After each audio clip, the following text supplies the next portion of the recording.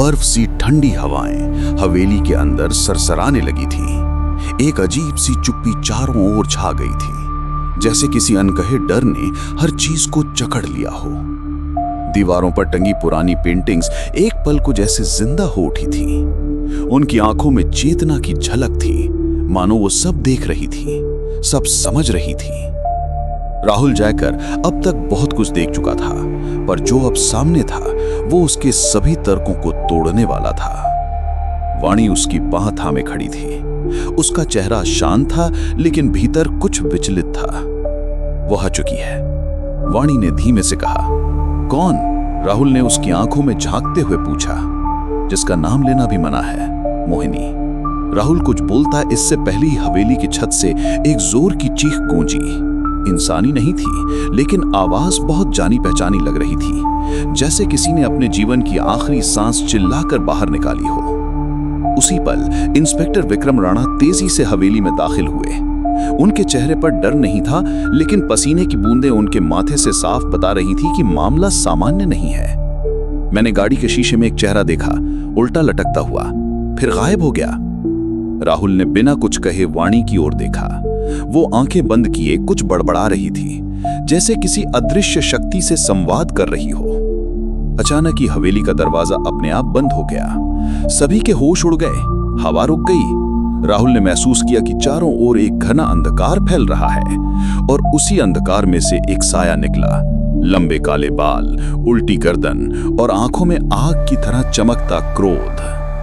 तुमने मेरी नींद तोड़ी है, वो गूंजता स्वर हवा में तैर गया। मोहिनी।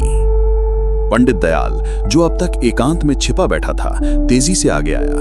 उसके हाथ में कुछ मंत्र लिखित कागज और एक त्रिशूल था। उसने जमीन पर एक गोल घेरा बनाया और सबको उस घेरे में खड़ा कर दिया। यह तंत्र की सीमा है, इसके बाहर मत जाना।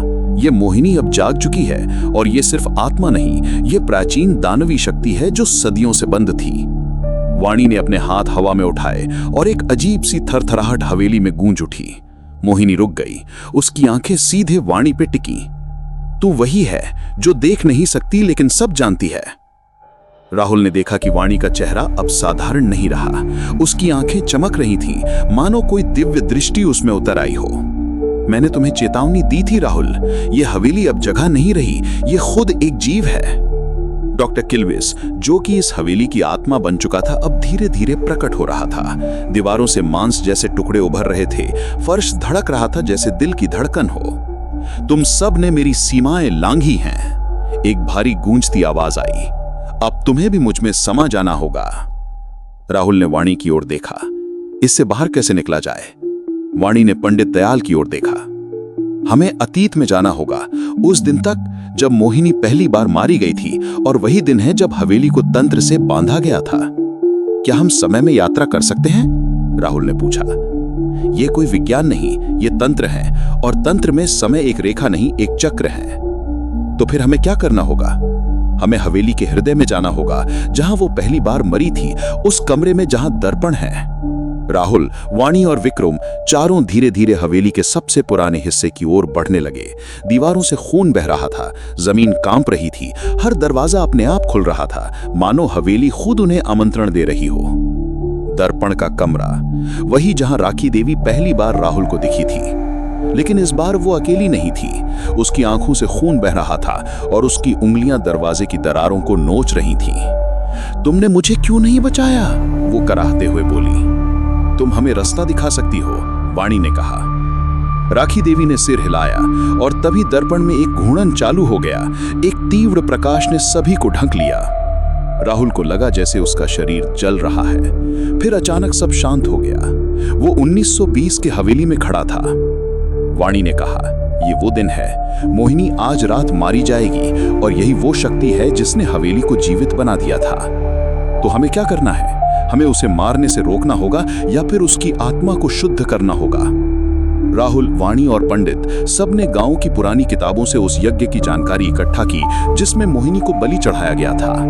इंसानों की निर्ममता से जन्मी ये आत्मा आज काल बन चुकी थी। जब रात आई, हवेली के आंगन में वही यज्ञ फिर शुरू हुआ, लेकिन इस बार राहुल और पंडित ने बीच में टोक दिया। रुको! राहुल चिल्लाया, यह हत्या है, तंत्र नहीं। गांव के लोग चौंके। तुम कौन होते रुकवाने वाले? एक इंसान जो जानता है कि आत्मा को नहीं मारा जाता, उसे मुक्त किया जाता है। वाणी ने आगे बढ़कर मोहिनी की ओर हाथ बढ़ाया। अगर तुम मुक्त होना चाहती हो तो मेरे साथ चल। मोहिनी की आंखों में पानी उतर आया। वर्षों के क्रोध, पीड़ा और प्रतिशोध में अब क्षमा की ज्वाला जल रही थी।